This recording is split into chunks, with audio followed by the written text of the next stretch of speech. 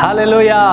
प्रभु को बहुत धन्यवाद कि वो हम सबको और हमारे परिवारों को अपने में सुरक्षित रख रहा है और हमारी आवश्यकताओं को पूरा कर रहा है। आज की सुबह के मनन के लिए एक शीर्षक मैंने रखा है और वो है सेटल्ड, अनसेटल्ड, सेटल्ड अगेन। स्थिर, अस्थिर और हमेशा के लिए स्थिर। और ये हम सीखेंगे अय्यूब के जीवन से। अय्यूब की स्टोरी हम सब जानते हैं। परमेश्वर का एक भक्त, परमेश्वर को प्यार करने वाला, परमेश्वर की आराधना करने वाला जन बहुत सेटल्ड था। ना केवल अपने जीवन में सेटल्ड था, ना केवल अपने परिवार में सेटल्ड था, आत्मिक रूप से बहुत सेटल्ड था। क्योंकि तभी हम पाते हैं जब शैतान ने उसकी परीक्षा की और बिल्कुल आरंभ में पहले 2 अध्याय में हम पढ़ते हैं, शैतान ने उसकी परीक्षा शुरू करी और सब कुछ उसका चला गया। उस समय अय्यूब सेटल्ड है, स्पिरिचुअली सेटल्ड है, स्ट्रॉन्ग है।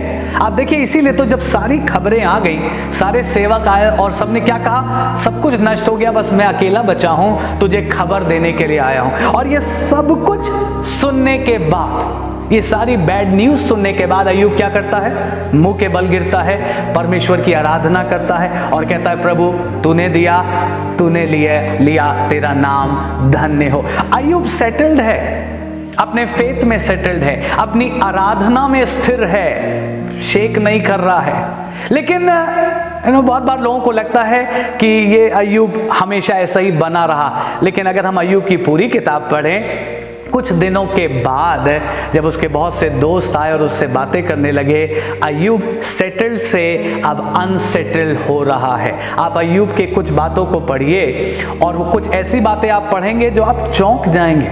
आप कहेंगे, ओ अय्यूब ने ऐसा भी कहा है, मुझे तो मालूम नहीं था कि अय्यूब ने ऐसा भी कहा है। हाँ, ये सच है, उसने परमेश्वर को नहीं कोसा, लेकिन मैं यूं कहूं, he came very close to doing that. परमेश्वर को कोसने के बहुत निकट पहुंच गया था। उसने अपने आप को कोसा, उसने अपने जन्म के दिन को कोसा, उसने बहुत सी चीजों को कोसा, बल्कि उसने परमेश्वर से बहुत सारे सवाल पूछे। सो एक समय अय्यूब सेटल्ड था, फिर अनसेटल्ड हो गया।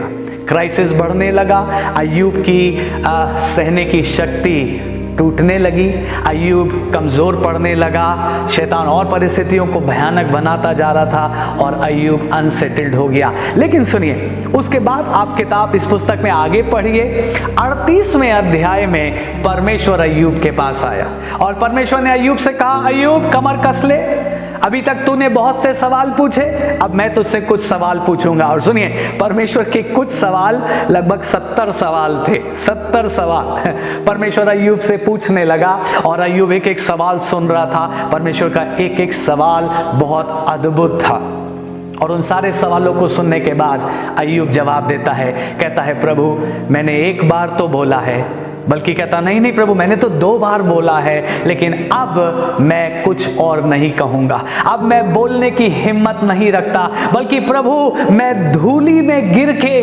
पश्चाताप करता हूं। I fall in dust and repent. ओ वाह, अब वो समय आया है जब परमेश्वर अय्यूब को फिर से सेटल कर रहा है और ये जो सेटलमेंट है ये फॉर लाइफ है। आमीन। ये सेटलमेंट फिर नहीं बिगड़ेगा, बल्कि अय्यूब अंत तक स्थिर बना रहेगा। मैं आज अपने और आपसे क्या कह रहा हूं, इन अ मोमेंट ऑफ क्राइसिस, जब विपरीत परिस्थिति शुरू होती है, हम बहुत सेटल्ड होते हैं हम बहुत सेटल्ड होते हैं और हम कहते हैं, ओ नथिंग, मैं दुआ करूंगा और मैं थोड़ा फास्टिंग करूंगा और मैं थोड़ा डांट दूंगा इस परिस्थिति को, एंड इट विल गो।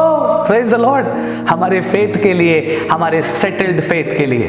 लेकिन आपको मालूम है, जब क्राइसिस लेंथन होने लगता है, जब क्राइसिस बढ़ने लगता है, जब क्राइसिस की सिचुएशन अधिक, हमारे सोचने से अधिक लंबी चलने लगती है, ओ तब हम विचलित होने लगते हैं, तब हम कई बार अनसेटल्ड होने लगते हैं। लेकिन गुड न्यूज़ क्या है, क्या परमेश्वर हमें अनसेटल्ड स्थिति में छोड़ देगा? नहीं, परमेश्वर हमारे पास भी आता है। परमेश्वर जब देखता है मेरे लोगों का विश्वास कमजोर पड़ रहा है, he comes to us. Hallelujah. परमेश्वर हमारे पास आता है और आकर परमेश्वर हमसे बातचीत करता है, कभी कभी सवाल भी करता है। और फिर जब हम परमेश्वर की आवाज को सुनते हैं, जब हम परमेश्वर का दर्शन पाते जाते हैं, हम फिर से अनसेटल्ड स्टेट से निकलकर सेटल्ड स्टेट में पहुंच जाते हैं, और ये सेटल्ड स्टेट हमेशा हमेशा के लिए बना रहता है। प्रभु के लोगों, मैं आपसे क्या कह रहा हूं, जब ये क्राइसिस शुरू हुआ था हम मजबूत थे। अभी दिन बढ़ रहे हैं, अभी रिपोर्ट्स बढ़ रही हैं। हो सकता है हमारे मनों में अनसेटलमेंट आए, अस्थिरता आए, लेकिन निराश मत होइएगा। प्रभु ने आपको भुलाया नहीं है, प्रभु ने आपको छोड़ा नहीं है। प्रभु आकर आपको फिर से स्थिर करेगा, फिर से दृढ़ करेगा, फिर से मजबूत करेगा, और ये सेटल्ड स्टेट आपका जीवन भर आपके साथ बना रहेगा। मैं इससे पहले समाप्त करूं, क्या मैं आपको दिखा सकता हूं ये सेटल्ड स्टेट कैसा दिखाई देता है? अपने यीशु मसीह को याद करिए, खासतौर से जब वो 33.5 साल इस दुनिया में था, उसके जीवन को याद करिए। आपको दिखाई देगा एक व्यक्ति जो परमेश्वर में भरोसा रखता है, एक व्यक्ति जिसकी स्पिरिट परमेश्वर में दृढ़ है, वो कैसा दिखाई देता है। ना वो आंधी तूफान के सामने डरा, ना वो पिलातूस के सामने डरा, ना वो 40 दिन उपवास के बाद जब शैतान आया तब डरा, ना वो भीड़ को देख के डरा, ना वो अकेलेपन से डरा। He was always trusting in his father. वो हमेशा अपने परमेश्वर पर भरोसा रखता था। Jesus always was in the settled state of heart and mind.